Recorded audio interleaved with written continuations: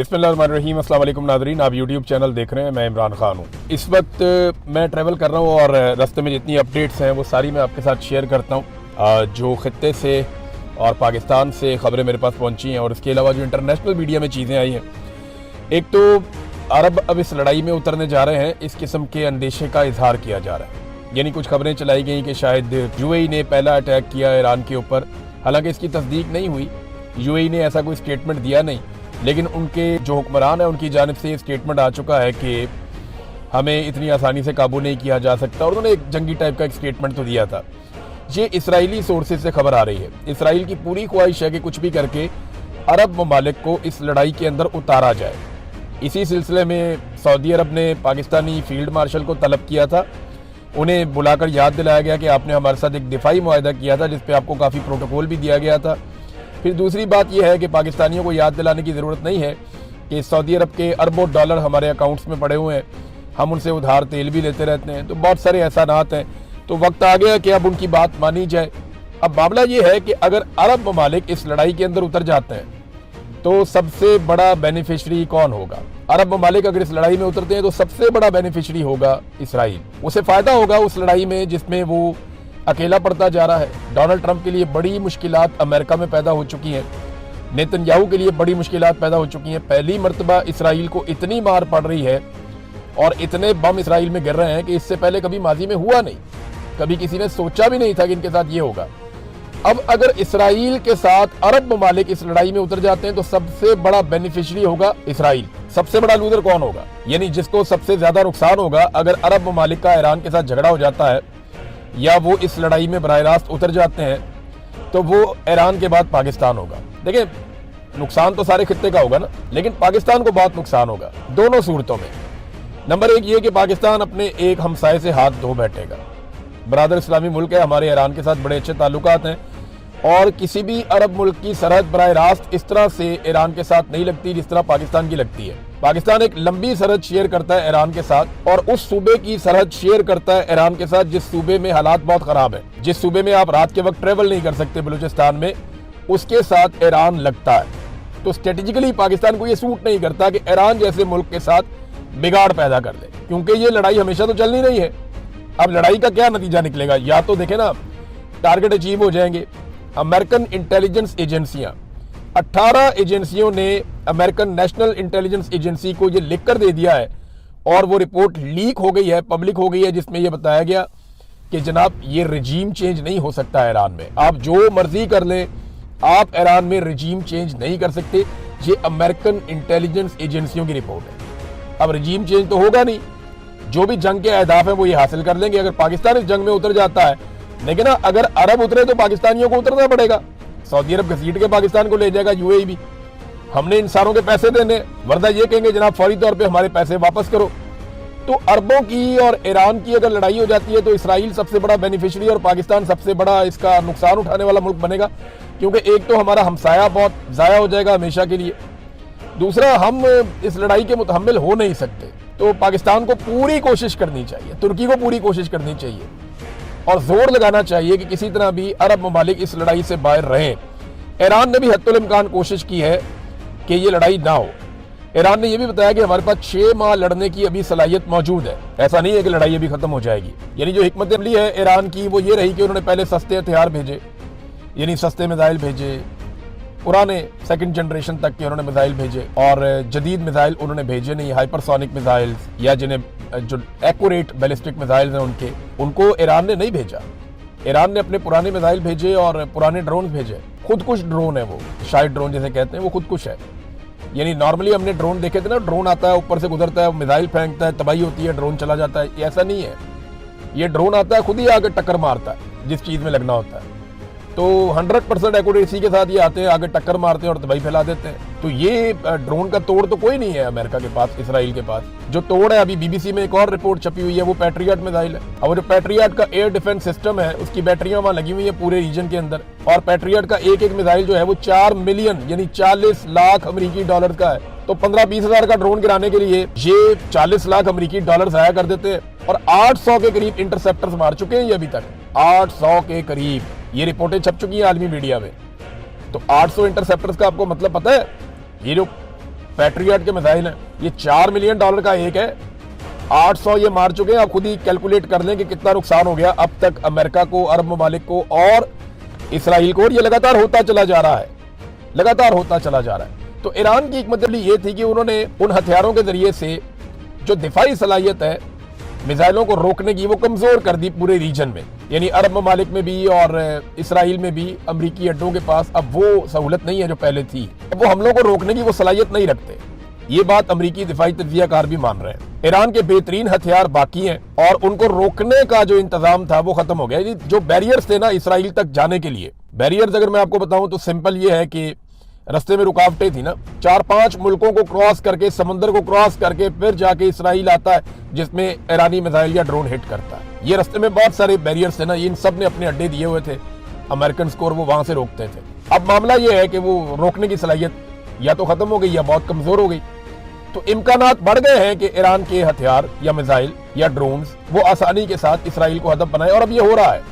जो इंडियन सहाफी वहां से आए उन्होंने बताया कि जनाब ये तो मार रहे हैं इसराइलियों को, और इसराइल किसी किस्म की कवरेज नहीं करने दे रहा, वो सजाएं दे रहे हैं, तो 5 साल के लिए जेल में डालेंगे। अगर किसी ने इसराइल में तबाही दिखाई तो नेतन्याहू तबाही को रोक नहीं पा रहा, लेकिन तबाही के मनाजर को रोकने की कोशिश कर रहा है। अब नाजरीन एक और जो बड़ा खौफनाक काम हुआ, तो मैंने आपको बताया ना कि ये बड़ा खतरनाक सूरत इख्तियार कर जाएगा, पूरा खित्ते को आग लग जाएगी अगर अरब ममालिक ईरान के साथ इस जंग में बराह रास्त उतर गए तो, और अगर पाकिस्तान को घसीट लिया तो पाकिस्तान के लिए और ज्यादा बड़ा प्रॉब्लम हो जाएगा। अब इन्होंने रिफाइनरी को अटैक किया, ये इसराइल ने अटैक किया ईरान के अंदर, तेहरान रिफाइनरी के ऊपर अटैक किया। ये 2,25,000 बैरल ऑयल जो है ये रोजाना की बुनियाद के ऊपर पैदावार थी इसकी, इसको आग लगा दी। इतनी खौफनाक आग लगी है कि पूरे तेहरान के अंदर काले बादल हैं धुएं के। तेहरान में दिन के वक्त रात हुई थी, हर तरफ स्याह कलर था।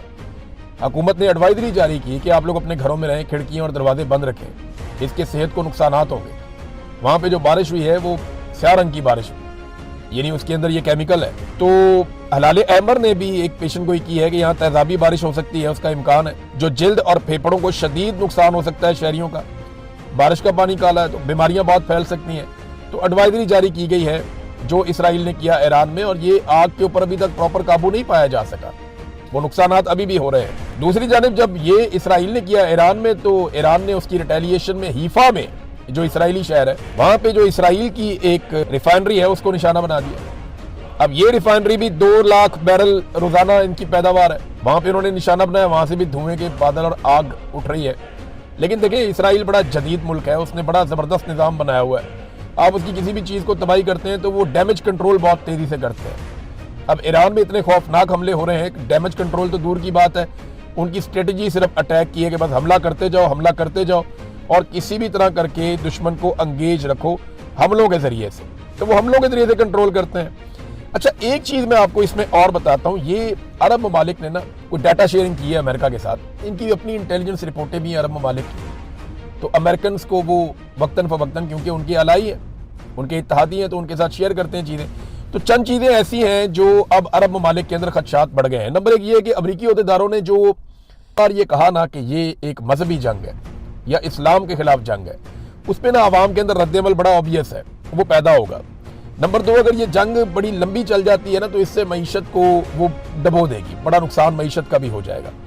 अवाम में राय बन रही है कि अमरीकी बेसिस, ये अरब अवाम के अंदर ये राय बन रही है, अरब अवाम ये सोचना शुरू हो गए हैं कि जो अमेरिका की बेसिस हैं उनका हमें फायदा नहीं है, उनका हमें नुकसान है, वो हमें तहफ़्फ़ुज़ नहीं दे रही बल्कि हमारे लिए वो खतरा बन रही है। और एक और चीज़ जो होने जा रही है, ये अभी बहरीन से ये अटैक हुआ था, गालिबन इसराइल ने ये अटैक किया है, ईरान में पीने के साफ पानी के ऊपर अटैक किया गया कि लोगों को पीने का साफ पानी ना मिले, और जहां से पानी की तरसील का पूरा निज़ाम है उसके ऊपर अटैक किया गया ताकि लोग सफ़र करें। दूसरी जानिब बहरीन में भी रद्दअमल यही आया, और ईरान ने भी एक इंफ्रास्ट्रक्चर है पानी को साफ करने का प्लांट, उसको निशाना बना दिया। अभी ये इतलात कन्फर्म नहीं हुई, नेक्स्ट वीलॉग जब मैं कर रहा हूँ तब तक कन्फर्म हो जाएंगी। लेकिन देखें अगर ईरान पीने के साफ पानी का जो निज़ाम है उसी को छेड़ देता है गल्फ कंट्रीज में, तो किसी तेल के कुएं को छेड़ने की जरूरत नहीं है। ये वो फैसिलिटीज हैं जिनको नुकसान पहुंचाया तो उनकी आवाम सड़कों पे आ जाएगी। और अरब स्प्रिंग का तो हमने नाम सुना था ना, जो स्पॉन्सर्ड किस्म का था, ये असली वाला आ जाएगा तो बड़ी मुसीबत बन जाएगी। तो पीने के साफ पानी का इन्हिसार जो है इन ममालिक का प्लांट्स के ऊपर है। यहाँ पे उस तरह की फैसिलिटी नहीं है ना जैसे पाकिस्तान में है, इंडिया में है, बाकी मुल्कों में है। ये अरब ममालिक में पीने का साफ पानी अवेलेबल नहीं है। और इनकी पानी की खपत भी बहुत ज़्यादा है, बहुत ज़्यादा पानी इस्तेमाल करते हैं ये लोग, लग्जरी लाइफ गुजारते हैं। अगर ये ईरान ने इन प्लांट्स को निशाना बनाया, जो कि एक चाइनीज तजियाकार कह रहा था कि एक मरहले में जाके ईरान को ये करना पड़ सकता है, तो फिर ये एक बड़ी मुसीबत खड़ी हो जाएगी। चीनी दिफाई माहिरीन जो है वो बहुत हैरान भी हैं और वो तजिए भी दे रहे हैं लगातार कि देखे ना, चाइनीज दिफाई माहिर है तो सबसे पहले तो वो चीन के हथियारों को जानता है। वो ये जानता है कि चाइना के पास कौन से हथियार हैं, चाइना ने कब बनाए हैं, चाइना दिफा कैसे करेगा, अटैक कैसे करेगा, जहाज कौन से हैं, एयर डिफेंस कौन सा है, सस्ता कौन सा है, महंगा कौन सा है, ड्रोन कौन से हैं, हिकमत अमली जंगी क्या हो सकती है।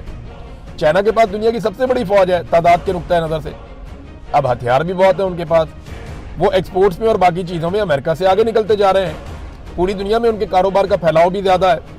अब जो चाइना के दिफाई तजियाकार हैं वो अमेरिका की बेइज्जती कर रहे हैं। वो ये कह रहे हैं कि अमेरिका की जो फौज है वो पिछली सदी की फौज है, यानी वो पुराने तरीकों से लड़ रही है। उनके हथियार जो है वो आउटडेट हो चुके हैं, उनकी टेक्नोलॉजी फरसूदा है, पुरानी है। और अमेरिका और इसराइल बहुत बुरी तरह एक्सपोज भी हो गए हैं। इनकी जंगी हिकमत अमली भी वो नहीं है जो जदीद दौर के तकाज़ों के मुताबिक हो। तो अमेरिका ने अपनी मिथ खो दी है। यानी जो लगता था ना चौधरी है जो कहेगा वो हो जाएगा, वो चौधराहट अमेरिका की बड़े खतरे में पड़ गई। और ये चाइनीज तजियाकार नहीं, दुनिया भर में लोग कह रहे हैं। रशिया बहुत खुश है कि अमेरिका को हम ओवर एस्टिमेट कर रहे थे, ये तो वैसा निकला ही नहीं ज्यादा सोचा जा रहा था। अब देखें खबरें इस तरह की फैलाई जा रही हैं और इनसे तासुर दिया जा रहा है कि बहुत ही ताकतवर है। यानी पाकिस्तान के अंदर आपको याद है अमेरिकन कमांडोज आए थे, वो उसामा बिन लादेन को उठा के ले गए थे। इसमें अमेरिकन कमांडोज का कमाल नहीं था, ये पाकिस्तानी फौज का कमाल था जिन्होंने रोका नहीं उन्हें। अगर हम वो 2 हेलीकॉप्टर ही आ रहे थे ना, आप उन्हें रोक लेते, आप उन्हें वहां घेर लेते, आप एयरफोर्स के तैयारे उड़ाते, आप उन्हें वापस ना जाने देते। लेकिन अमेरिकन कमांडोज आए, पाकिस्तानी गवर्नमेंट ने उस वक्त तालियां बजा के मुबारकबाद दी और वो उसामा बिन लादेन को उठा के ले गए मार के। इसी तरह वो गए वेनेजुएला में, वहां जाके उन्होंने मादुरो को उठाया, वहां पे भी अंदर गद्दार थे, मादुरो को उठा के वो ले गए वेनेजुएला के सदर को। तो अमेरिका का कॉन्फिडेंस बड़ा बढ़ा हुआ था क्योंकि वो एक फिक्स मैच खेल रहा था, नूरा कुश्ती कर रहा था, जैसे WWF में होती है ना, झूठी मूठी मारते हैं एक दूसरे को। तो अमेरिका की मौजें लगी हुई थी, दुनिया में उसकी चौधराहट कायम थी। अब यहाँ पे ईरान में वो कहते हैं इसी तरह का एडवेंचर करना है, हमने वहां से यूरेनियम उठानी है जो 60% तक उन्होंने प्योरीफाई की हुई है।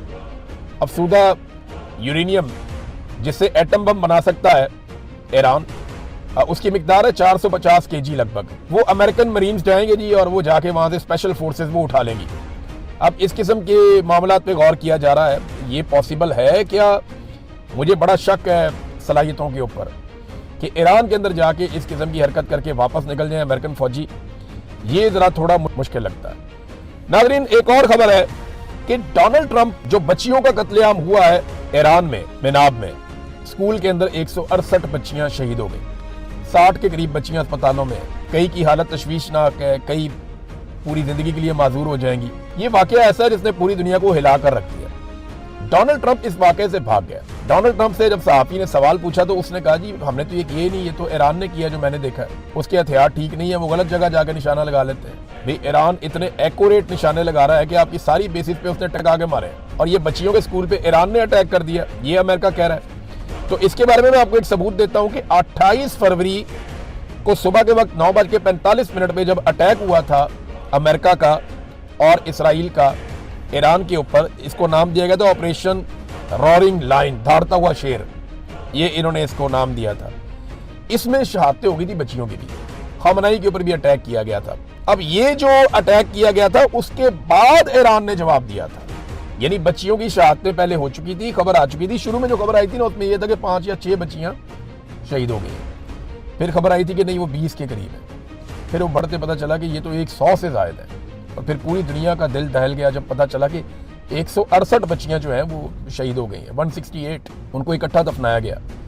अब ट्रंप को ये पता है कि ये बहुत बड़ा जंगी जुर्म है, वो उससे भागने के लिए उसको ईरान पे डाल रहा है, लेकिन सारे शवाहिद मौजूद हैं और ये मामला ट्रंप को लेके बैठ जाएगा अगर आलमी अदालत में कल को ये केस या मामला चलता है तो। ट्रंप अब बच्चियों की शहादत के मामले से भाग रहा है।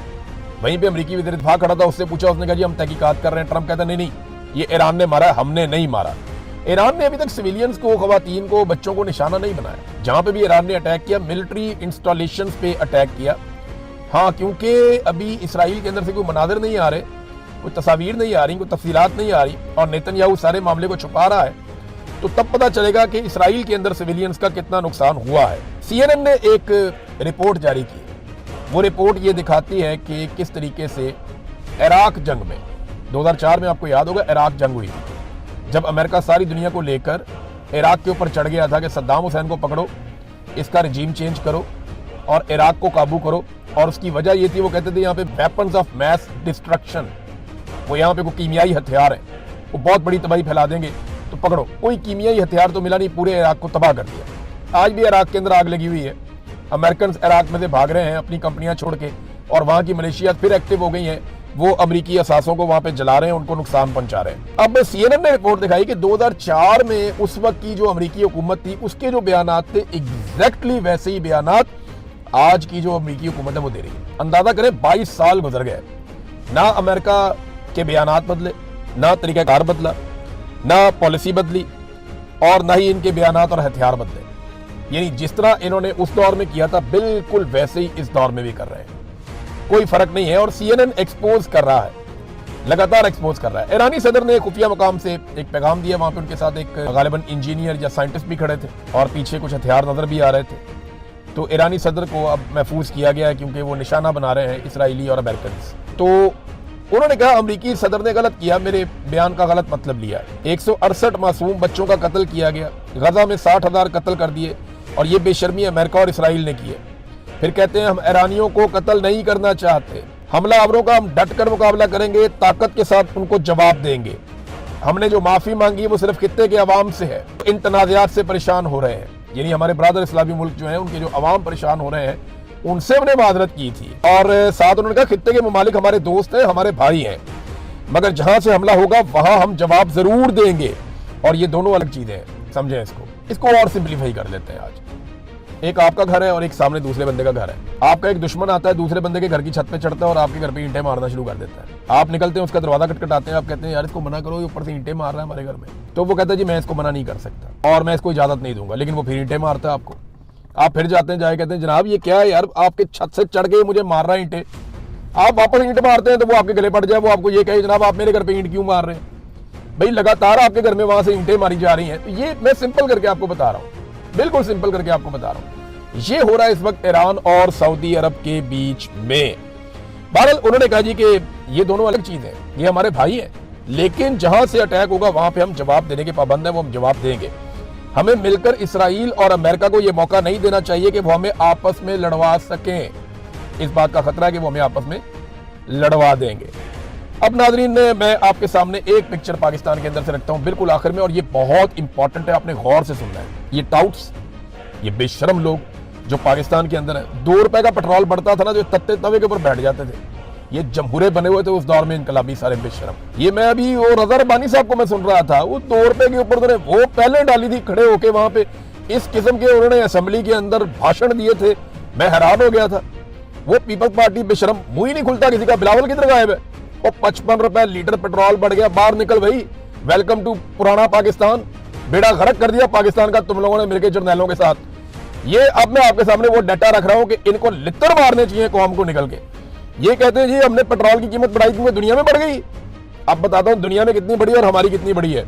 ये मैं आपको डाटा के साथ बता रहा हूं, ये चार्ट भी आप देख लें, ये स्पेशली आपके लिए बना हुआ है। ये जनाब कहते हैं जी कि हमने इसलिए बढ़ाया कि जंग हो गई है, और जंग पाकिस्तान में लगी है, रिफाइनरियां हमारी जल रही हैं, तेल हमारा जल रहा है, रस्ते हमारे रुके। और बेशर्मो खुदा का नाम, इंडिया ने अमेरिका से बात की है, वो रशियन तेल ले रहा है, आपके मुंह में छाले पड़ते हैं। आपने तो जाके सिर्फ अमन का नोबेल इनाम देना और आपने कुछ नहीं करना। आलमी सतह पे कार्टून बना के शहबाज शरीफ का मजाक उड़ाया जा रहा है, और शहबाज शरीफ को पाकिस्तान का वजीर आज़म बनाने वालों की बड़ी मेहरबानी, उन्होंने पाकिस्तान को यह दिन दिखाया। अब मैं आपको बताता हूं हुआ क्या। ये जनाब पाकिस्तान ने जो पेट्रोलियम मसनूआत की कीमतें बढ़ाई हैं 21% बढ़ाई है, 21%। भारत ने 0% नहीं बढ़ाई, बांग्लादेश ने 4%, अफगानिस्तान ने 0%, नेपाल ने 2.15%, श्रीलंका ने 1.37%, तुर्की ने 4.8%, ईरान ने 6.6%। इतनी जंग हो रही है, रिफाइनरियां तबाह हो गई, सिर्फ 6.6%। सऊदी अरब ने 6.4%, यूएई ने 4.6%, चाइना ने 5%, यूके ने 3.9%, जर्मनी ने 3.8%, अमेरिका ने 5.8% और पाकिस्तान ने 21%। फिर मुंह हर उस टाउट के मुंह के ऊपर जो बैठ के ये कहता है कि जनाब जंग है, हालात है, और 20 रुपए की लेवी कौन लेता है, और पहले ही 158 रुपए का पेट्रोल है। आप पाकिस्तानियों को बेच रहे थे 300 के आसपास, अब आप 350 पे ले गए हैं। डीजल किसान बेचारे ने अब इस्तेमाल करना, उसका टाइम आ गया, इन्होंने उठा के उसको 335-36 रुपए का कर दिया डीजल को। ये पाकिस्तान के साथ ज्यादती कर रहे हैं। आप रोक सकते हैं या नहीं रोक सकते? वो एक इनकी कोई छोटी मोटी लीडर है, वो ये कह रही थी टीवी पे बैठ के कि अगर हम 110 भी कर देते तो आप क्या बिगाड़ लेते या क्या उखाड़ लेते या आप क्या कर सकते थे। और भाई कुछ नहीं कर सकते ना, तो कम से कम ये जरूर कर सकते हैं, इनको बता सकते हैं कि ये बेशर्मी हम एक्सपोज करेंगे। अब तक के लिए इतना ही। अपना ख्याल रखिएगा, अपने चैनल का भी। अल्लाह हाफ़िज़।